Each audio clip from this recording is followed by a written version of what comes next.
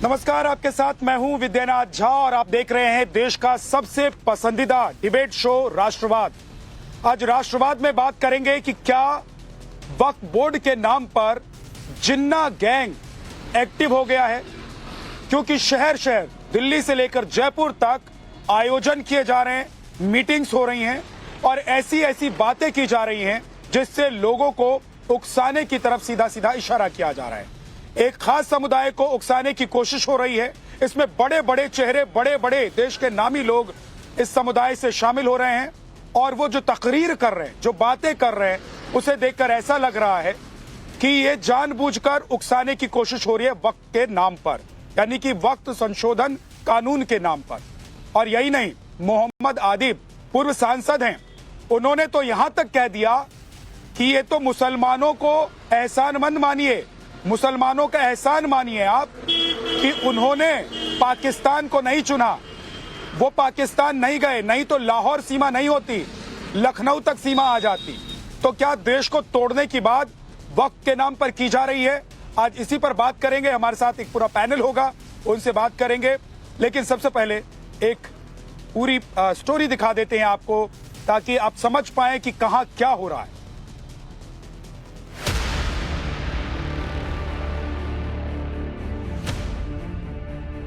अगर उस वक्त हम सब मुसलमान जिना के साथ जाते, यह एहसान तो हमारा हुकूमत को मानना चाहिए, तो फिर पाकिस्तान लाहौर तक नहीं लखनऊ तक बनता। अरे पूरी कौम पासमानदा हो गई है, बेहिस हो गई है, सो रही है। कब तक जागोगे तुम लोग? अपनी हैसियत को पहचानो। जिस दिन हम सड़कों पर आएंगे तो तुम्हारी रूह कांप जाएगी। जिस दिन ये नौजवान हमारे कंट्रोल से बाहर हो गए तो तुम्हारे बस की बात नहीं है कि इनको कब्जे में कर सको। वक्फ बिल के विरोध के नाम पर शहर शहर मौलाना और भाईजान गैर हिंदुओं को उकसाने का काम कर रहे हैं। इसी कड़ी में दिल्ली में वक्फ संशोधन बिल के विरोध में इस मजलिस का आयोजन किया गया, जहां तमाम मुस्लिम धर्म गुरुओं और मौलानाओं की तकरीरें हुई। डर दिखाया गया कि वक्फ बिल से मुसलमानों की जायदादें छिन जाएंगी। लेकिन इसी मजलिस में हद तो तब हो गई जब वक्फ बिल के नाम पर पाकिस्तान वाली धमकी दी गई। पाकिस्तान के नाम से डराने की कोशिश हुई। राज्यसभा के पूर्व सांसद मोहम्मद अदीब ने वक्फ के नाम पर दिल्ली में हुए कार्यक्रम में ऐसी ही बयानबाजी की और एक बार फिर बंटवारे के जख्म को कुरेद कर रख दिया। जो लोग पाकिस्तान चले गए उसका इल्जाम हमें दिया गया।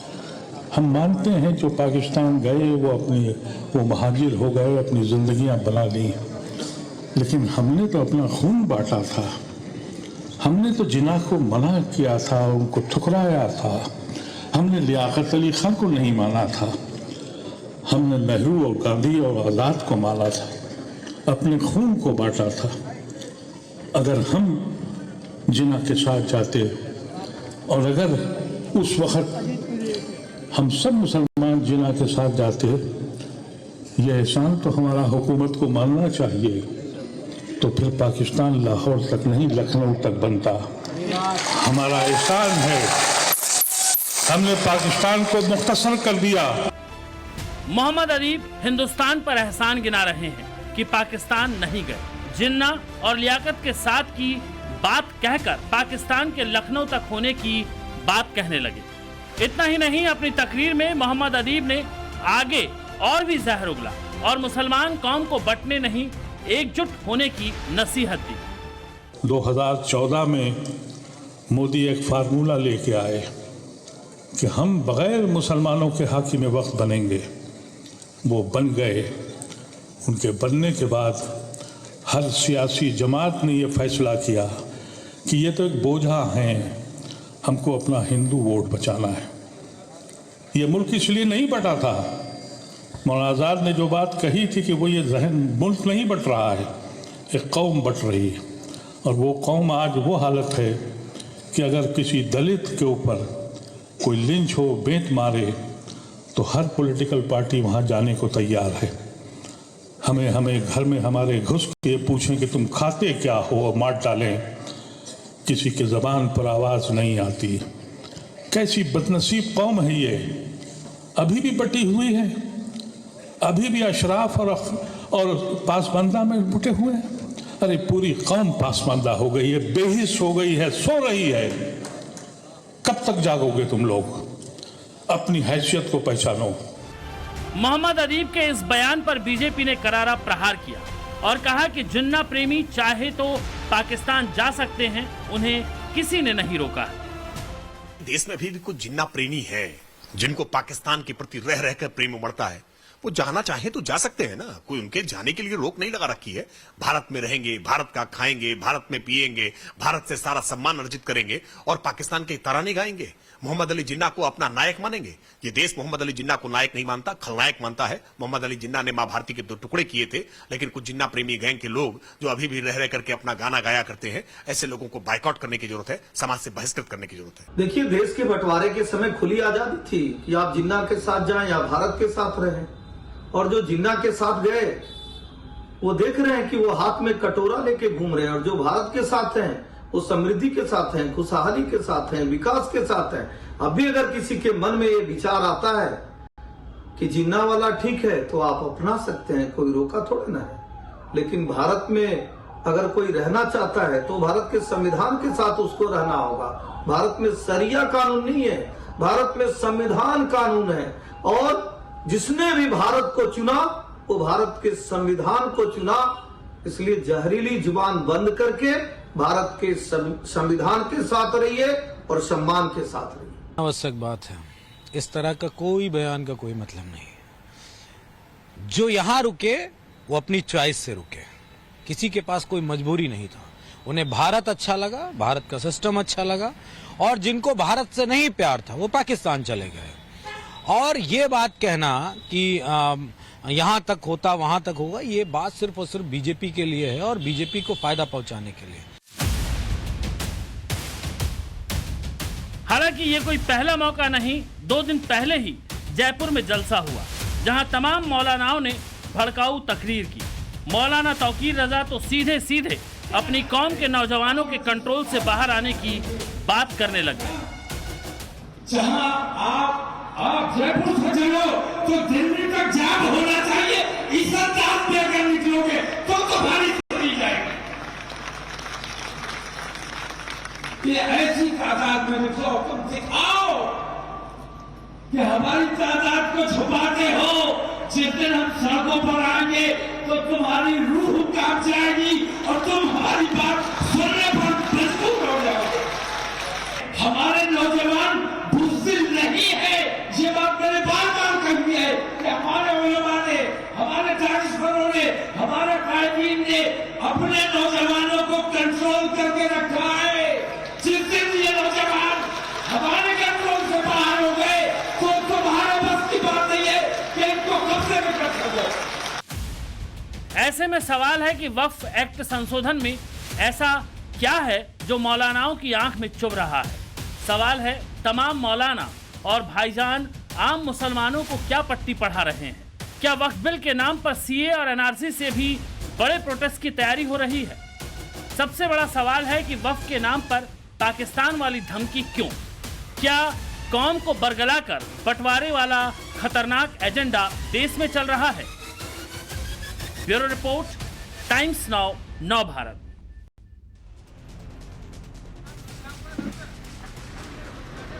तो क्या देश को तोड़ने की बात की जा रही है? क्या जिन्ना गैंग एक्टिव हो गया है? क्या जिन्ना प्रेमी अभी भी हिंदुस्तान में हैं और ऐसे लोगों को पाकिस्तान चले जाना चाहिए? बीजेपी के प्रवक्ता ने कहा कि ऐसे लोगों को पाकिस्तान चले जाना चाहिए। हमारे साथ आज इस पर बात करने के लिए राधिका खेड़ा है बीजेपी से, फैज खान साहब हैं नेशनल कन्वीनर राष्ट्रवादी मुस्लिम मंच से, अब्दुल हामिद नोमानी हैं मौलाना, हाफिज नूर अहमद अजहरी हैं इस्लामिक स्कॉलर, आसिफ सुहेल हैं राजनीतिक विश्लेषक हैं। बहुत बहुत स्वागत है आप सभी का। अजहरी साहब, क्या वक्फ के नाम पर देश को बांटने, तोड़ने, टुकड़ा टुकड़ा करने की साजिश हो रही है और वो गैंग क्या एक्टिव हो गया है? नाम पर नहीं बल्कि हिंदू और मुसलमान के नाम से देश को तोड़ने की साजिश भारतीय जनता पार्टी और उसकी जेली तंजीमें कर रही है, और ये सामने खुले तौर से कर रही है, किसी को बताने की जरूरत नहीं है। ये जिस तरह से बयानबाजियां हो रही हैं कि राम भक्त ही देशभक्त हैं, जिस तरह से बयानबाजियां हो, मतलब हमें बाकायदा महाभारत की धमकी दी जा रही है, इस तरह से बहुत सारे मामले की मस्जिद में घुस करके मारेंगे, तो ये सब बातें क्या है? आपको इस बात से अजहरी साहब एतराज है कि राम भक्त ही देशभक्त हैं, तो क्या जिन्ना भक्त देशभक्त हैं? क्या जिन्ना को जो महान बता रहे हैं वो देशभक्त हैं, वो राष्ट्रवादी हैं, वो हिंदुस्तानी हैं, उनको हिंदुस्तान का मानना चाहिए? देखिए जिन्ना और पाकिस्तान भारतीय जनता पार्टी के दिमाग में रहता है, दिल में रहता है, नूर अहमद अजहरी की जूतियों में रहता है। जिन्ना, ना ही हमें जिन्ना से मोहब्बत है, ना ही हमें पाकिस्तान से मोहब्बत है। मोहम्मद आदिब क्या भारतीय जनता पार्टी से हैं? मोहम्मद आदिब क्या भारतीय जनता पार्टी से हैं? क्या वो कभी भारतीय जनता पार्टी में रहे हैं? क्या जयपुर में और दिल्ली में जो सभाएं की गई और उसमें जो तकरीर हुई उसमें बीजेपी के लोग बैठे हुए थे और वो जिन्ना का नाम ले रहे थे? उन्होंने जिन्ना का नाम क्या लिया बताएंगे आप? अपनी जबान में बता दें, आपने उनको क्या समझा है? उन्होंने कहा है हमने भारत को पसंद किया था ना। उन्होंने कहा कि उन्होंने कहा कि ये तो एहसान मानिए मुसलमानों का कि जिन्ना को छोड़ दिया। उन्होंने कहा कि हमने जिन्ना को छोड़ दिया, एहसान मानिए मुसलमानों का, नहीं तो ये लाहौर तक पाकिस्तान नहीं रहता, लखनऊ तक चला जाता। तो आप धमकी किसको दे रहे हैं और किसको उकसा रहे हैं जब आप अपनी तकरीरों में कहते हैं कि अगर हमारे जवान, हमारे युवा आ जाएंगे सड़क पर तो कंट्रोल करना मुश्किल हो जाएगा, दिल्ली को घेर लो, संसद की दीवारें हिला देंगे और जयपुर से लेकर दिल्ली तक इतनी बड़ी संख्या में निकलो कि इनको समझ में आ जाए कि अगर ये आपकी बात नहीं मानेंगे तो आप क्या कर सकते हैं। विद्यानाथ झा जी, आप देश के बड़े पत्रकार हैं और आप मेरी बात को अच्छे से समझ भी सकते हैं। आप ही बोलेंगे अगर तो हमारा क्या होगा? हमको यहाँ पर क्यों बुलाया? आप हमारी बात पूरी सुनेंगे तब आपके समझ में आएगी। हम यहाँ मौलाना अबुल कलाम आजाद की अजहरी साहब बोलिए, मैं तो सिर्फ आपको बता रहा था कि आप कह रहे हैं कि बीजेपी और राष्ट्रवादी कौन है? देश के पहले शिक्षा मंत्री रहे मौलाना अबुल कलाम आजाद, और मौलाना अबुल कलाम आजाद ने जब जाते हुए मुसलमानों से, हमारे अजदाद से कहा था कि भारत में तुम्हें भगाया नहीं जा रहा है, भारत में तुम पहले दर्जे के हिस्सेदारी हो, तुम्हारे साथ यहाँ कोई भेदभाव होने वाला नहीं है। इससे जाहिर होता है कि हम बाई चांस नहीं, बाई चॉइस भारत में रह रहे हैं। हमारे अजदाद ने भारत को पसंद किया। अरे तो वक्फ बोर्ड कानून का संशोधन हो जाएगा तो क्या देश टूट जाएगा? एक सेकंड रुक जाइए अजहरी साहब, क्या वक्फ कानून का संशोधन हो जाएगा तो देश टूट जाएगा, मुसलमान कमजोर हो जाएगा? आप लोग मुसलमानों को डरा क्यों रहे हैं? और किसकी जमीन चली जाएगी? किस मुसलमान की जमीन चली जाएगी? मुझे यह बताइए, किस मुसलमान की जमीन चली जाएगी? राधिका खेड़ा, हमारी जो अजहरी साहब, आप लोग कंफ्यूजन क्रिएट कर रहे हैं, आप लोग बरगला रहे हैं। राधिका खेड़ा, क्या मौलाना अजहरी या फिर मोहम्मद आदिब जैसे लोग मुस्लिम समुदाय के लोगों को बरगला रहे हैं क्योंकि उनको पता है कि सीए की तरह जिस तरीके से देश भर में इन्होंने प्रदर्शन किया था, दिल्ली में बैठ गए थे सड़क पर, उसी तरह का एक आंदोलन ये करना चाहते हैं देश में, और ऐसे बरगलाएंगे तो वो आंदोलन कर लेंगे? देखिए, मोहम्मद अदीब जैसे लोग जो आज देश के मुसलमानों को डराने और बरगलाने का काम कर रहे हैं, पाकिस्तान का नाम लेके खुलेआम धमका रहे हैं, वो ये कहना चाह रहे हैं कि पाकिस्तान का बॉर्डर लाहौर तक नहीं बल्कि लखनऊ तक होना चाहिए था। आप सुन रहे हैं कि इनके क्या बयान है, और ये एक ऐसे आदमी है जो राज्यसभा के सांसद रहे हैं यहाँ से, और ये बयान भारत के मुसलमानों को कटघरे में डालने का उन्हीं का काम है। तो यहाँ पे ये साफ दिखाई दे रहा है कि मुसलमानों के दुश्मन वो स्वयं है। मैं आपके बीच में नहीं बोली थी, देखिए ये तरीका नहीं है। आई एम सॉरी, मैं ऐसे चीख चिल्लाना नहीं कर सकती। ये अपनी बारी में बोले, मैं अपनी बारी में बोलूंगी। एक एक करके प्लीज अजहरी साहब, एक एक करके। राधिका प्लीज। Thank you. देखिए ये राधिका प्लीज कंटिन्यू, बयान से ये साजिश हो रही है इंडिया अलायंस के थ्रू। यहाँ पे लोगों को लाया जा रहा है ताकि मुसलमानों को कटघरे में डालना चाहे। ये एक डिवाइड करना चाह रहे हैं हिंदू और मुसलमानों के बीच में, एक तुष्टीकरण की राजनीति, नफरत की राजनीति का इनकी एक पहल है कि कैसे लोगों के अंदर, मुसलमानों के अंदर जहर भरा जाए और दूसरे रिलीजन वालों के अंदर मुसलमानों के प्रति नफरत बने। ये एक बहुत सोची समझी साजिश के तहत चलता हुआ जा रहा है। क्या मुझे आप खुद बताइए, क्या ये बयान देश की अखंडता और सार्वभौमिकता के हमला नहीं है? देखिए, मोहम्मद अदीब जैसे जो लोग हैं, जिनके दिल में पाकिस्तान बसता है, उन जैसे लोगों को पाकिस्तान चले जाना चाहिए। बॉर्डर का रास्ता हम खोल देते हैं और स्पेशल फ्लाइट भी दे देते हैं, वो जाना चाहते हैं और उनके साथ जो लोग जाना चाहते हैं जा सकते हैं। लेकिन मैं यहाँ पे एक बात बहुत साफ और स्पष्ट, प्लीज ये देखिए, इनको तकलीफ है, ये भी पाकिस्तान जाना चाहते हैं, आपको टिकट में करा छोटा सवाल है उसका, मुझे कंप्लीट करने दीजिए। ये बहुत लंबा बोले हैं, मुझे मेरी बात कंप्लीट करने दीजिए। मैं ऐसे चीखा, आई एम सॉरी, ये तरीका नहीं है। या तो आप पूरी डिबेट इनको दे दीजिए, आप इनको डिबेट दे दीजिए पूरी, मैं अपनी बात नहीं कर पा रही हूँ। नहीं, प्लीज एक एक करके अजहरी साहब, एक एक करके। अजहरी साहब, इसमें क्या दिक्कत है? अगर किसी को जिन्ना से प्रेम है, कोई जिन्ना को अपना नायक मानता है, भाई हिंदुस्तान के लोग तो जिन्ना को खलनायक मानते हैं। मैं अपनी बात कंप्लीट हिंदुस्तान, राधिका मैं आपके पास लौट कर आता हूँ, और अजहरी साहब 1 सेकंड, हाँ प्लीज 30 सेकंड में राधिका। मैं साफ तौर पर एक बात आपके माध्यम से कहना चाहती हूँ, ये 1947 का भारत नहीं है, ये जवाहरलाल नेहरू, इंदिरा गांधी और राजीव गांधी का भारत नहीं है। ये वो भारत है जिसके अभी प्रधानमंत्री नरेंद्र मोदी जी हैं। या ना तो पाकिस्तान का ख्वाब बर्दाश्त किया जाएगा और ना ऐसी धमकियां बर्दाश्त करी जाएगी। चुप रहो, तुम्हें वोट छोड़ तो जाओ, छोड़ देती हूँ। इस तरीके की डिबेट नहीं होगी। जब मैं बोलती हूँ ये बीच में चिल्लाते हैं और आप इनको कंट्रोल नहीं कर पा रहे हैं। ये चीखने चिल्लाने के लिए बुलाया आपने। 1 सेकंड, आप तय कर लीजिए। इनको म्यूट रखिए। राधिका, इनको एक तकलीफ सेकंड। है तो इनकी टिकट कटवा देते हैं। राधिका, वहां जाके चिल्ला लेंगे। राधिका एक सेकंड रुक जाइए। अजहरी साहब, राधिका को कंप्लीट करने दीजिए। अजहरी साहब, राधिका को कंप्लीट करने दीजिए, उसके बाद बोलिएगा प्लीज। हाँ, अजहरी साहब की आवाज कम कर दीजिए। राधिका, आप जल्दी से कंप्लीट कीजिए प्लीज। मैं एक बात फिर से बोल रही हूँ, ना ये जवाहरलाल नेहरू का हिंदुस्तान है, ना इंदिरा गांधी का, ना राजीव गांधी का, ना सोनिया गांधी का, ना राहुल गांधी का। ये वो हिंदुस्तान है जिसके प्रधानमंत्री नरेंद्र मोदी जी हैं, और यहाँ पे पाकिस्तान प्रेम बर्दाश्त नहीं किया जाएगा। जिसको पाकिस्तान और जिन्ना से इतना प्रेम है वो जाए पाकिस्तान। ये हमारा देश है जहाँ पे सेक्युलर देश है, जहाँ पे सबका साथ सबका विकास की बात होती है। देश को तोड़ने, बांटने और जिन्ना की बातें जो करेगा उसको पाकिस्तान पैक करके भेज दिया जाएगा। मोहम्मद फैज खान साहब, ठीक है। राधिका, ओके, आपके पास मैं लौट कर आऊंगा। फैज खान साहब, क्या ये वो हिंदुस्तान है जहां पर मुसलमानों को परेशान किया जा रहा है? क्या ये वो हिंदुस्तान है जहां पर वक्फ बिल में संशोधन करके आम मुसलमानों की जमीन छीन ली जाएगी? क्या ये वो हिंदुस्तान है जिसमें जिन्ना प्रेमी रहेंगे, जो खाएंगे हिंदुस्तान की और गाएंगे जिन्ना और पाकिस्तान की? बिस्मिल्लाहिर्रहमानिर्रहीम, रब्बिश रहली सदरी व यस्सिरली अमरी वहलुल उक़दतन मिन लिसानी यफ़क़हू क़ौली। भाई विद्यानाथ झा जी, मुसलमानों की स्थिति भारत में क्या है, इस पर बोलने के लिए मोहम्मद फैज खान सबसे ऑथेंटिक मुसलमान है। 15,000 किलोमीटर लेह से कन्याकुमारी और कन्याकुमारी से वैष्णो देवी, पूरा भारत पैदल चला हूँ, 30 महीने पैदल चला हूँ। 80% टाइम हिंदुओं के घरों में रुका हूँ, मंदिरों में रुका हूँ, मठों में रुका हूँ। लेकिन मोहम्मद फैज खान नाम सुनकर किसी ने एक कंकड़ नहीं मारी, सबने फूलमाला पहनाई, हार पहनाया। ये मेरा सरजमीन हिंदुस्तान है जहाँ मुसलमान पूर्ण सुरक्षित है।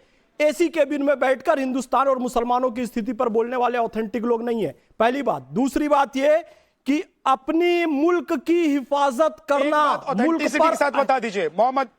हाँ,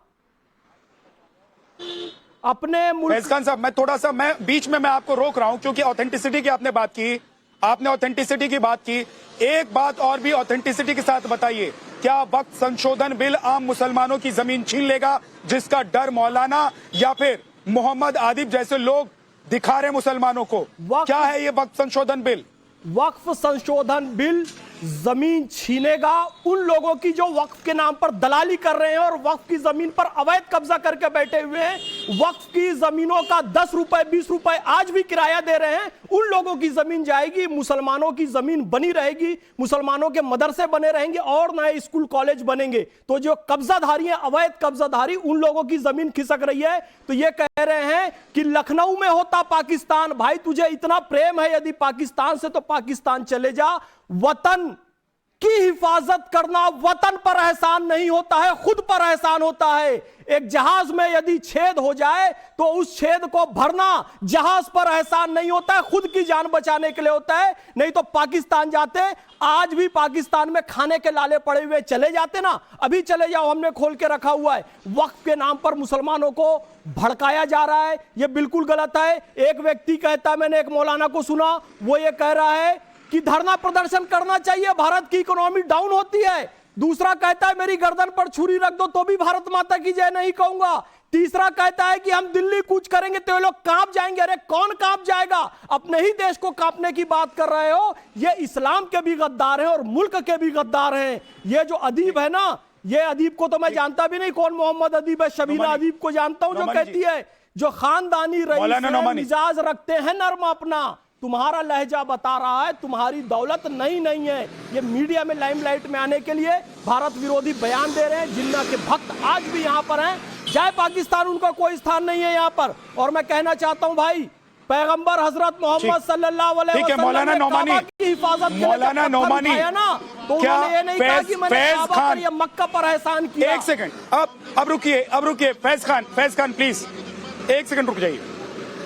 मौलाना नौमानी साहब, अजहरी साहब, हर किसी के बीच में आप बोलेंगे तो कैसे डिबेट हो पाएगी? एक एक करके। नौमानी साहब, सवाल यह है कि अगर फैज खान की जमीन नहीं जा रही है और किसी आम मुसलमान की जमीन नहीं जा रही है तो दिल्ली जयपुर शहर घूम कर आप लोग तकरीरें क्यों कर रहे हैं, आयोजन क्यों कर रहे हैं? क्या ये मुसलमानों को नहीं भड़काया जा रहा है? क्या ये देश को तोड़ने की, देश में आग लगाने की कोशिश नहीं की जा रही है? देखिए, वक्फ संपत्ति के संरक्षण का जहाँ तक मामला है, अगर उसमें गड़बड़ी है और लोग देख रहे हैं कि मुस्लिम इस्लामी वक्फ को जो है हथियाने का रास्ता जो खोला जा रहा है, ये बिल्कुल अलग मामला है। लेकिन ये जो पाकिस्तान, क्या गड़बड़ी है बताइए, गड़बड़ी क्या है? और सर बताइए गड़बड़ी क्या है नौमानी जी?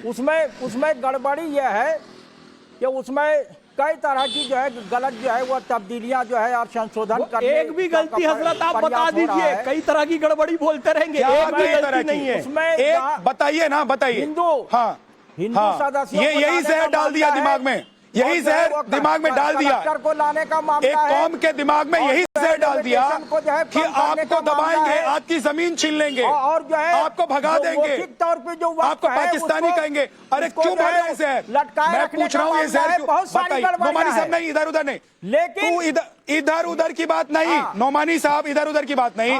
आप ये बताइए कि इस संशोधित बिल को जिसे टेबल किया गया और जो अभी जेपीसी के पास है, उसमें क्या दिक्कत है, उसमें क्या गड़बड़ी है? क्या वो किसी मुसलमान की जमीन हड़पने वाला है? तो चर्चा हो रही है, बहुत सारी बातें आ रही, लेकिन इसमें जो है मैं समझता हूं किसी मस्जिद को तोड़ देने वाला बिल है वो। पाकिस्तान को जिना को लाने का मतलब क्या समझते हैं, समझाइए। अरे मैं कह रहा हूँ आप कमजोर कर रहे हैं। आसिफ सोहेल, एक सेकंड, मुझे लगता है मुझे लग रहा है, एक सेकंड रुक जाइए, एक सेकंड, मैं वापस आता हूँ। फैज खान जवाब देना चाहते हैं। आसिफ सोहेल रुक जाइए। नौमानी साहब, अब आप फेल हो गए, आप फेल हो गए नौमानी साहब। आप यही नहीं समझ पा रहे हैं और ना समझा पा रहे हैं कि उस बिल में क्या गड़बड़ है। बस गड़बड़ है करके सीना पीटते रहिए और लोगों को डराते रहिए कि गड़बड़ हो गया। अरे क्या गड़बड़ हो गया बताइए ना, क्या खराब है उसमें बताइए। अरे खराबी क्या है उसमें कि पारदर्शिता है उसमें, ट्रांसपेरेंसी है उसमें, गड़बड़ बताइए। क्यों नहीं बोलते हैं? जो आंध्रा के पास है, तेलंगाना के पास है, अरे हिंदू बोर्ड है कोई क्या? 2 गुना ज्यादा। अरे वक्फ बोर्ड की तरह सनातनी बोर्ड है क्या? मैं चलिए ठीक है। आसिफ सोहेल अगर आप समझा पाए, क्योंकि नौमानी साहब समझा नहीं पा रहे कि उसमें गड़बड़ी, आप अगर समझा दीजिए तो मुझे लगेगा कि आज यहाँ बैठकर भी जो मुसलमान, जो लोग आपके फॉलोअर हैं, वो समझ जाएंगे कि भाई इस बिल में क्या गड़बड़ी है। आसिफ सोहेल, नहीं तो आप पाकिस्तानी जिना को क्यों ला रहे हो वक्फ में जो है? देखिए सर, मैं आपको तो यही बोलूँगा क्लियरली, ना जिन्ना के मानने वाले, ना गोडसे और सावरकर की विचारधारा रखने वाले इस मुल्क के ऊपर अगर बुरी नज़र डालेंगे तो इस सारे भारतीय बराबर इनको जवाब देंगे ठहर कर। चाहे वो हिंदू, मुसलमान, सिख, ईसाई, सब मिलके हमारे भारत की हिफाजत करना चाहता है। किसी में हिम्मत नहीं है, ना पाकिस्तान में है, मोहम्मद आदिब, सावरकर को मानने वालों में हिंदुस्तान को तोड़ने की। मौलाना रजा, देखिए सुनिए आज देखिए जो आदिब साहब ने कहा है, तो जो जयपुर से लेकर दिल्ली तक और देश के अलग अलग शहरों में आयोजन किया जा रहा है, उनकी बातों को क्या मुसलमान नहीं सुन रहे हैं? जो राष्ट्रवादी हैं, देशभक्त मुसलमान हैं, वो उनकी बातों में नहीं आ रहे हैं, उनको नहीं सुन रहे हैं। मैं जवाब दूंगा सर, आपको सुनिए। कोई मुसलमान उनकी बातों में नहीं आ रहा है। ये इनका जो उन्होंने जवाब दिया है, उनका मतलब ये था कि जब विभाजन का जब वक्त था तो हम मुसलमानों ने पाकिस्तान को रोका आगे बढ़ने से। बराबर क्यों बोलते हो, इस मुल्क के हम बराबर हिस्सेदार है, इस मुल्क की आजादी के अंदर, मुल्क की तरक्की के अंदर, आपने रोका, डेवलपमेंट, इकोनॉमिक, पाकिस्तान को आपने रोका, मुसलमानों ने पाकिस्तान को रोका, हमने तो नहीं, पाकिस्तान को आपने रोका, बराबर पाकिस्तान को आपने रोका, आज भी अरे बराबर इस मुल्क के सर, तो ये तो आपकी चॉइस थी ना, ये तो आपकी चॉइस थी। अगर अब इस बात के गम में डूबे जा रहे हैं और मरे जा रहे हैं कि मुझे जिन्ना के साथ चले जाना चाहिए था और लाहौर नहीं लखनऊ तक हमको बॉर्डर लेकर आना चाहिए था, तो चले जाइए, चले जाइए। हाँ, ये गम है इनको, ये इन लोगों को गम हो रहा है कि लखनऊ तक पाकिस्तान क्यों नहीं बनाया। भाई चले जाएंगे, एग्री। हम लोग तो मौलाना आजाद, मौलाना मदनी के साथ थे, हम लोग का जीना से क्या लेना देना, जीना तो हमारे लिए खलनायक है। सुनना चाह रहे हैं तो मुझे बगैर कोई इंटरफेरेंस के इसका जवाब देने दें आप। भाई वतन की हिफाजत क्या वतन पर एहसान होता है आसिफ सोहेल भाई, वतन की हिफाजत करना वतन पर एहसान होता है क्या। नोमानी साहब रुक जाइए प्लीज, नोमानी साहब रुकिए। अरे मैंने बोला आसिफ सोहेल पहले कंप्लीट करेंगे, उसके बाद नोमानी साहब। अगर आपका हृदय परिवर्तन हो गया है डिबेट में, अगर हृदय परिवर्तन नोमानी साहब का हो गया है तो अच्छी बात है। पहले आसिफ सोहेल कंप्लीट कर लीजिए। कभी नहीं रहे तो सुनिए सर, हमने जीना को हमेशा खलनायक माना है। हम तो आजाद, अच्छी बात है, आपका हृदय परिवर्तन हो गया, कम से कम शुक्रिया का ये टाइम्स ऑफ भारत का कि आप जैसे मौलानाओं का हृदय परिवर्तन यहाँ एक डिबेट में हो गया है। अब रुक जाइए, मैं आपके पास आऊंगा। आसिफ सोहेल को कंप्लीट करने दीजिए, आसिफ सोहेल को कंप्लीट करने दीजिए। गर्व है भारत। नहीं तो अभी तो आप कह रहे थे कि खामियां हैं वक्फ बोर्ड संशोधन कानून में। हाँ बिल्कुल खामियां है उसमें, खामी नहीं है। जैसे हिंदुत्ववादियों के जहन में ये जो गुंडे, क्या खामी है नहीं पता, ये नहीं पता है क्या खामी है, बस खामी खामी खामी चिल्लाएंगे। आसिफ सोहेल बोलिए, खामियां है। सबकी आवाज कम कर दीजिए, आसिफ सोहेल बोलेंगे सिर्फ, सबकी आवाज को डाउन कर दीजिए, आसिफ सोहेल बोलेंगे सिर्फ, आसिफ सोहेल। सर देखिए, इस वक्फ बोर्ड के बिल के अंदर कई सारे खामियां हैं। वक्फ की जमीन को आप भी मानिए, मैं भी मानता हूं, इतने साल तक लूटा गया है, उसमें कोई दो राय नहीं है। अगर वक्फ की अगर प्रॉपर उसकी सेफगार्ड होती, उसे जुडिशरी पावर देते तो आज वक्त सर मैं बता रहा हूँ, इतने प्रॉपर्टीज को लूटा गया, हजारों एकड़, आप पढ़े लिखे राजनीति लूटा गया है, अब बची 10% है। सर मुझे मैं आपको बोल रहा हूँ ना, अगर मान रहे हैं सर, देखिए मुझे अगर जमीन तो अच्छी बात है कि जांच हो जाएगी, तो मैं क्यों किसी से पूछूंगा सर। मैं देखिए मैं किसी से क्यों पूछूं, अरे पूछना पड़ेगा, भारत देश के अंदर रहते हो, कलेक्टर जांच करेगा तो अच्छी बात है मेरे भाई। चैरिटी क्यों, जो हिंदू सदस्य आएंगे वो भी अच्छी बात है, सबसे ज्यादा हिंदू ही देते हैं दरगाहों में चंदा सहयोग, रोज 1 करोड़ की राशि कम से कम देते हैं। जो नागपुर में पूछ कर यहाँ बैठते हो ना, वहाँ पर पूछा करो, मुझे बनाया गया, मुझे संविधान आर्टिकल 30 ने मुझे आजादी दी है, कलेक्टर उसकी जांच करेगा तो क्या दिक्कत है, 10-10 आजादी दी है और मैं बराबर संविधान पे चलूंगा ना, बल्कि ऐसे क्या दिक्कत है, इस नागपुर के बिठाए हुए मुल्लाओं कॉलेजेस बन जाएंगे तो क्या दिक्कत है, महिलाएं आ जाएंगी तो क्या दिक्कत है। मुझे मालूम है। आसिफ सोहेल एक बार राधिका खेड़ा को लाइए, समझ रहे हैं आसिफ, राधिका खेड़ा को स्क्रीन पे रखिए। राधिका खेड़ा जी, आसिफ सोहेल कह रहे हैं कि संविधान के तहत उनको बोलने की आजादी है। मेरा सवाल यह है कि संविधान ने हमको सारी आजादी दी है, हमारे मुल्क ने, हमारे देश ने, हमारी धरती ने, हमारी भारत माता ने हमको सारे संसाधन दिए हैं, हमारी सरकार की वजह से हम लोग आज सड़क पर फ्रीली घूमते हैं। तो क्या हम अपनी इस आजादी का फायदा उठाकर जिन्ना का गुणगान करने लग जाएं? क्या हम ये कहने लग जाएं कि पाकिस्तान लाहौर नहीं लखनऊ तक होना चाहिए था? क्या हम ये कहेंगे कि एहसान मानिए मेरा कि मैं पत्रकार हो गया और आज आपसे सवाल पूछ रहा हूं? जी देखिए, सबसे पहले तो मैं एक बात यहाँ पे बहुत क्लियर कर दूं कि लखनऊ में बैठकर पाकिस्तान की भाषा बोलना आजादी नहीं, ये देशद्रोह है। और जो उन्होंने किया, जो भाषा उन्होंने बोली, वो देशद्रोह से कम किसी भी एंगल से नहीं है। अब उन्होंने जानबूझकर ये बोला, भड़काने के लिए बोला, इंडिया अलायंस के लोगों को फायदा पहुंचाने के लिए बोला, ये तो वो बेहतर बताएंगे। लेकिन एक जो बहुत और बड़ी बात है कि उस मंच पर और कौन लोग बैठे थे? दूसरे मौलाना थे, मुस्लिम पर्सनल लॉ बोर्ड के नेता थे, जो इन बातों पर चुप रहे। चुप रहना मतलब सहमति। इसका मतलब उस मंच पे जितने लोग थे उनको इस पाकिस्तान के जहरीले बयान पर, पाकिस्तान फेवर के बयान पर, जो इंडिया अलायंस कांग्रेस वाले पाकिस्तान से इनको लिखवा के दिए हैं, उनके ऊपर उनकी सहमति थी। अब इनको इससे एक बात तो साफ हो रही है कि उनको देश के मुसलमानों से कोई लेना देना नहीं है, उनको सिर्फ अपना पर्सनल एजेंडा चाहिए। उनको कोई फर्क नहीं पड़ता देश के मुसलमान का क्या अच्छा हो रहा है या क्या बुरा हो रहा है। क्योंकि देखिए, बहुत सिंपल टर्म्स में मैं समझा देती हूँ कि सच्चाई जो वक्फ बिल की है, उसमें किसी मुसलमान की संपत्ति छीनी नहीं जा रही है। जो एक माहौल बनाया जा रहा है कि आपकी संपत्ति छीनी जाएगी, जैसे सीएए के टाइम पे बनाया गया लोगों को बरगलाने के लिए, ऐसा कुछ नहीं होने वाला है। यहाँ पे सिर्फ पारदर्शी होगी और जवाबदेही बनाई जा रही है, और इसका विरोध सिर्फ उन्हीं लोगों के द्वारा किया जा रहा है जिसको इससे पर्सनल नुकसान होने वाला है। सिर्फ उन्हीं लोगों को तकलीफ हो रही है। हमें याद है कि 2014 के चुनाव के जस्ट पहले, इस विरोध के नाम कांग्रेस पर का हाथ में इसलिए राधिका जी, 2014 के क्या चुनाव इस विरोध के नाम पर जानबूझकर एक समुदाय को भड़काने की कोशिश हो रही है, देश में आग लगाने की कोशिश हो रही है? बिल्कुल। क्या इस बिल्कुल। वक्त बिल के नाम पर जानबूझकर एक समुदाय को भड़काकर देश में आग लगाने की कोशिश हो रही है? बिल्कुल। देखिए, ये 140 करोड़ लोगों का हिंदुस्तान है, जहां पे सब प्यार से रहते हैं, सेक्युलरिज्म के छाते के नीचे रहते हैं, कोई दुश्मनी नहीं है। जैसे अभी यहाँ पे एक पैनलिस्ट ने बताया भी कि वो कन्याकुमारी से कश्मीर होके आए हैं, हिंदू मंदिरों में रहे। कहा, क्या ये कभी आप सोच सकते हैं किस तरीके से उन्होंने कहा कि मुझे माला पहनाई गई, मुझे साथ बिठा के खिलाया गया, कहीं पे मेरे नाम के तहत कुछ नहीं किया गया। पर आप क्या देखते हैं, राहुल गांधी लोग सड़क पे चलते हुए लोगों से पूछते हो तुम्हारा धर्म क्या है, जर्नलिस्ट से पूछे कि तुम्हारे मालिक का धर्म क्या है, उसकी जाति क्या है। लेकिन जो हिंदू हैं, असली हिंदू हैं, उन्होंने वो किया जो यहाँ पे पैनलिस्ट ने बताया कि उनको खुले दिल के साथ वेलकम किया, उनको मंदिर में रहना दिया, उनको खाना खिलाया अपने साथ बैठ के। ये असल हिंदुस्तान है, ये पाकिस्तान परस्त हिंदुस्तान नहीं है, और ना पाकिस्तान परस्त बयानों की यहाँ जगह है। बहुत बहुत शुक्रिया, बहुत बहुत शुक्रिया आप सभी मेहमानों का। राधिका जी माफ कीजिएगा, आज वक्त इतना ही है, प्लीज जल्दी से।